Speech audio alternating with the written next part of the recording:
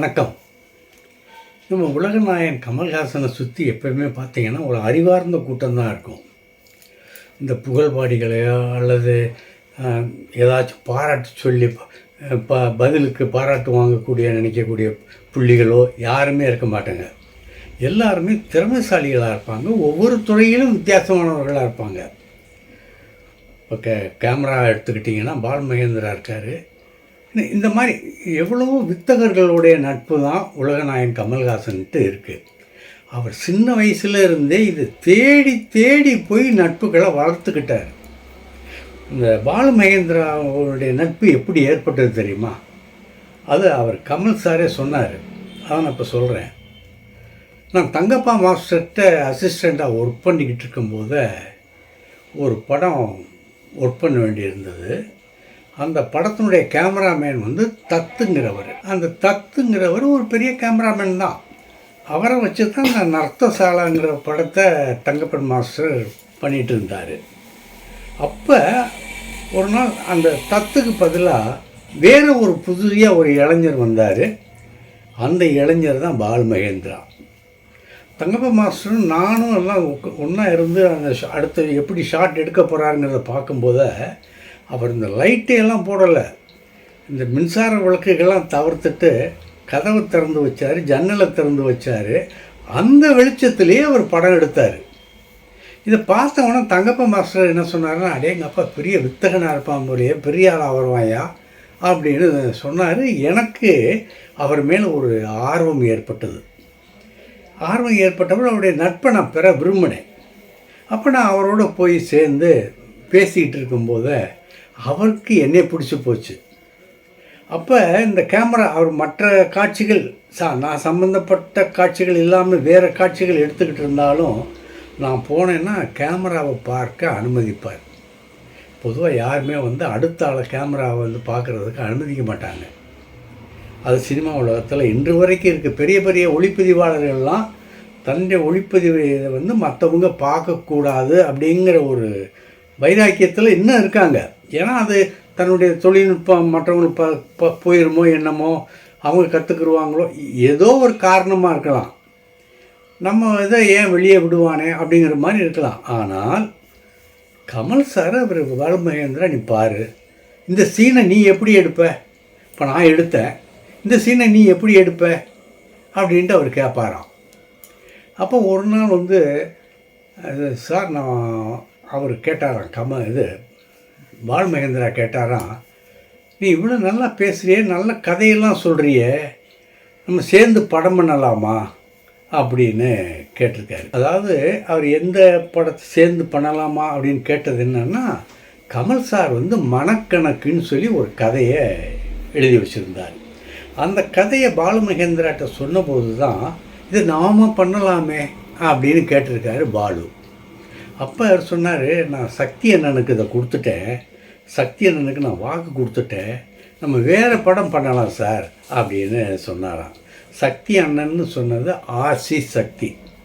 இந்த ஆர்சி சக்தி தான் உலகநாயகனை வந்து ஒரு வடிவமைச்சு கொடுத்தாரு. நீ இந்த பாதையில் போ, அந்த பாதையில் போ, இதுதான் உனக்கு கரெக்டாக இருக்கும் அப்படின்னு சொல்லி ஆலோசனைகள் சொல்லி கொடுத்தவர் அந்த ஆர்சி சக்தி. அதனால தான் ஆர்சி சக்தியும் கமலும் பிரிக்க முடியாத ஒரு சக்தியாக இருந்தாங்க. இப்போ வந்து சந்தான பாரதி எப்படி இருக்காரோ அதே மாதிரி ஆர்சி சக்தி அந்த காலத்தில் இருந்தார். ஆர்சி சக்தி இருக்கும்போது சந்தான பாரதி பழக்கம் இருந்ததா இல்லையான்னு எனக்கு தெரியாது. ஆனால் சந்தான பாரதிக்கிட்ட எந்த தகவல்னாலும் சொல்லிடுவார். சந்தான பாரதி இவர் எங்கே வெளிநாட்டில் இருந்தாலும் இவர் உடனே ஃபோன் போட்டு தகவல்களை சொல்லிடுவார். அப்படி ஒரு நட்பு இருக்குது. அதாவது நான் சொன்னேன்ல, இந்த வித்தகர்களை மட்டும் தன் பக்கம் கவர்ந்து கொள்கிற அப்படின்னு சொன்னேன்ல, அதுக்கு தான் இந்த பாலு மகேந்திரா எப்படி இவர் வசம் வந்தார், பாலு மகேந்திராவுக்கும் கமலுக்கும் ஏன் அப்படி ஒரு உணர்வு பூர்வமான உறவுகள் ஏற்பட்டது, ஏன் ரெண்டு பேரும் ஒருத்தர் விரும்பினாங்க, படம் பண்ணணும் இப்படி பண்ணணும்னு விவாதித்தாங்கன்னா, இவரும் ஜீனியஸ் அவரும் ஜீனியஸ், ரெண்டு ஜீனியஸ்களும் சந்திச்சுட்டா என்ன நடக்கும்? அதுதான் பாலு மகேந்திரா கமல் இதில் நடந்தது. சரி, இந்த மனக்கணக்குக்கு அப்புறம் ஒரு ஆர்சி சக்திக்குன்னு சொல்லிட்டாரு. அப்போ ஒரு நாள் வந்து பெங்களூர்லன்னு நினைக்கிறேன், பெங்களூரில் ஷூட்டிங் நடந்துக்கிட்டு இருந்தது. சரியாக நினைவில் பெங்களூரில் ஷூட்டிங் நடந்துக்கிட்டு இருந்தது. கமல் அங்கே இருந்தார், பாலுமகேந்திராவும் அங்கே இருந்தார். அப்போ என்ன செஞ்சார், பாலுமகேந்திரா கமல் சாருக்கு ஃபோன் பண்ணி, நான் இப்போ தான் இங்கே தான் இருக்கேன், படம் பண்ணலாமா அப்படின்னு கேட்டார். அதுக்கு அவர் என்ன சொன்னார், சார் நான் வந்து ஒரு புது டைரக்டரோட படம் பண்ணிகிட்ருக்கேன். அந்த புது டைரக்டர் கொஞ்சம் வித்தியாசமான சிந்தனைகள்லாம் சொல்கிறாரு, அவருக்கும் எனக்கும் ஒத்து போகுது. அந்த படத்தை நான் எடுத்துக்கும் போது நான் இன்னும் எப்படி போக முடியும் அப்படின்னாரு. அந்த படம் பேர் என்னப்பா அப்படின்னு கேட்டதுக்கு 16 வயதினிலே அப்படின்னு சொன்னார். அவர் குறிப்பிட்ட புதுமுகம் வந்து பாரதி ராஜா, இயக்குனர் இமயம் பாரதி ராஜா. சரி, இந்த சூழ்நிலை இவருக்கு இப்போ 16 வயதில் பண்ணுறாரு. அவரும் பாலுமகேந்திராவோ எனக்கு நீ படம் பண்ணித்தான் ஆகணுங்கிறாரு. அப்போ தான் அந்த கோகிலா பிறக்குது. கோகிலா படத்தில் நடித்ததுக்கு காரணம் அந்த சூழ்நிலையில் கமல் சார் கொடுத்த ஒரு வாக்குறுதி தான். இப்படி வித்தகர்களையும் பெரிய நிபுணர்களையும் திறமைசாலிகளையும் தன் பக்கம் வைத்து கொண்டிருக்கிற உலகநாயகன் கமல்ஹாசனை இந்த வேவ்ஸ் 25ன்னு சொல்லி ஒரு நிகழ்ச்சி நடத்தினாங்க. மத்திய அதாவது ஒன்றிய அரசும் மராட்டிய அரசும் சேர்ந்து நடத்தின விழாவில் இவருக்கு அழைப்பு கிடையாது. அதை பற்றி இவர் கவலைப்படவும் இல்லை.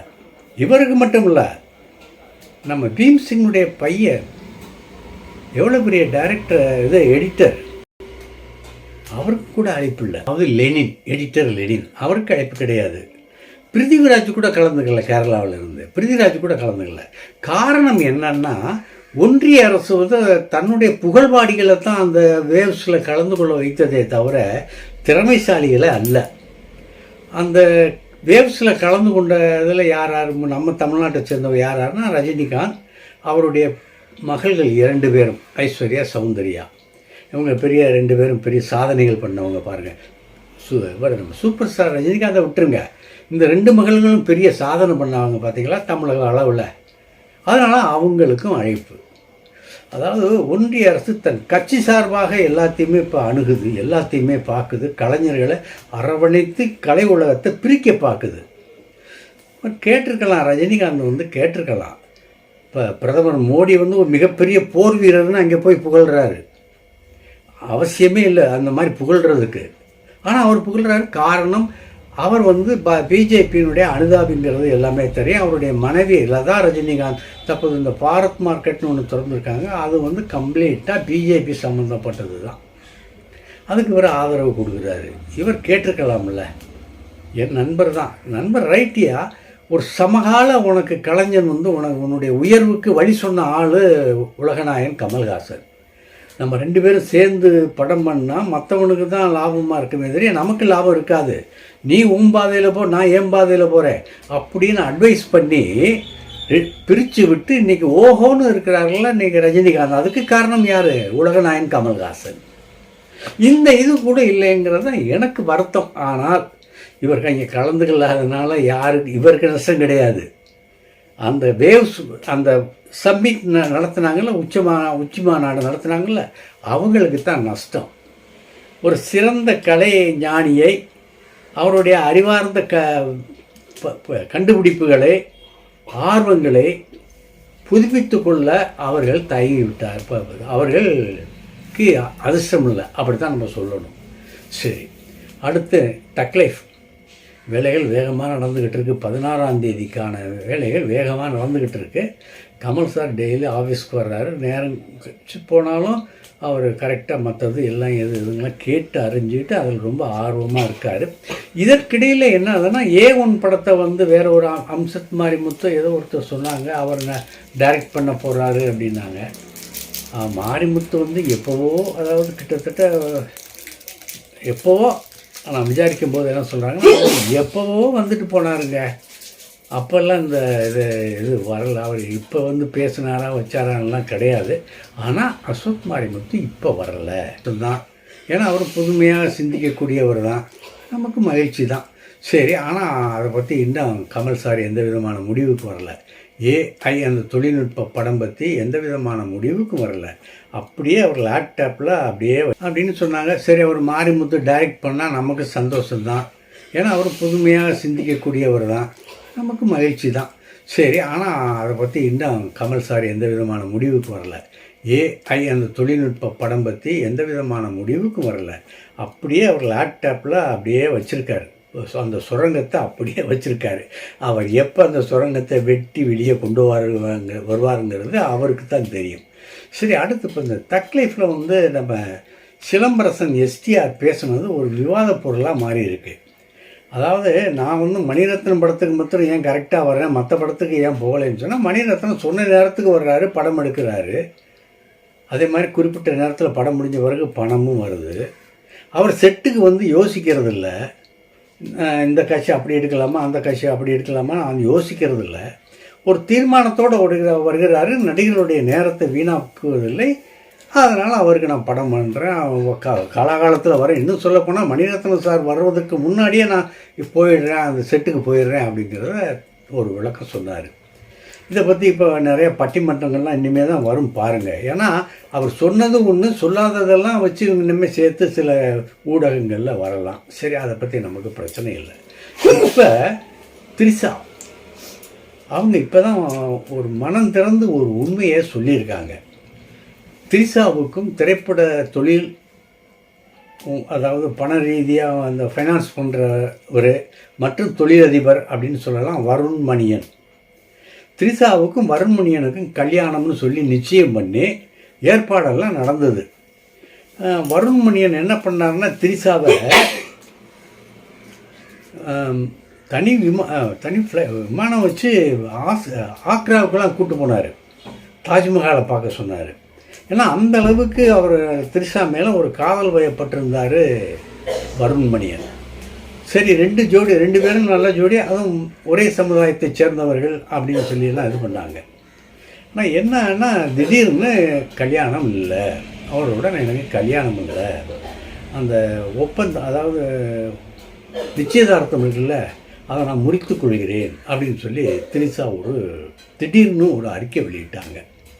அது திரையுலகத்தையே ஒரு பெரிய செம்பிக்கை வச்சிருச்சு. ஏன் இந்த மாதிரி சொல்கிறாரு, வருண்மணியன் நல்ல மாப்பிள்ளை தானே, திரிஷாவுக்கு ஏற்ற ஜோடி தானே, ஏன் இந்த மாதிரி பண்ணாங்கன்னு சொல்லி அப்போவே பலவிதமான யூகங்கள் கிளம்பிச்சு. அப்போ தான் திரிஷா இப்போ என்ன சொல்கிறாருன்னா, திரிஷா அந்த முறிவுக்கு காரணம் இந்த மாப்பிள்ளை வீட்டாரும் மாப்பிள்ளையும் என்ன சொன்னாங்கன்னா, நீ சினிமாவில் தொடர்ந்து நடிக்கக்கூடாது, நடிக்கிற பொண்ணு எங்களுக்கு குடும்பத்துக்கு தேவையில்லை, எங்களுக்கு வீட்டுக்கு மருமகளாக வர வேண்டிய அவசியம் இல்லை அப்படின்னு சொன்னாங்க. அதனால் அப்போது அந்த முறிவை நான் செஞ்சேன், மனமுறிவு ஏற்பட்டது, மற்றபடி வேறு எதுவும் கிடையாது. சினிமாவில் தான் நான் கடைசி வரைக்கும் இருப்பேன். இப்போ ஒரு கல்யாணமாகி வச்சுக்கோங்க, ஒரு கல்யாணமாகுது, கல்யாணமாகி நான் கர்ப்பமாறேன்னு வச்சுக்கோங்க. கர்ப்பமானால் கூட அந்த கர்ப்பவதி கேட்ட ஒரு கேரக்டரில் தான் நான் நடிப்பேனே தவிர அப்போவும் சினிமாவை விட்டு ஒதுங்கி இருக்க மாட்டேன். அதுக்கப்புறம் முக்கியமான கேரக்டர்லாம் வராது, வேறு சாதாரண கேரக்டர் தான் வரும், நான் மகிழ்ச்சியோடு ஏற்றுக்குவேன். ஏன்னா அந்த வயசுக்கேற்ற ஒரு கேரக்டர் வருது இல்லை, அதை நம்ம செஞ்சு தானே ஆகணும்.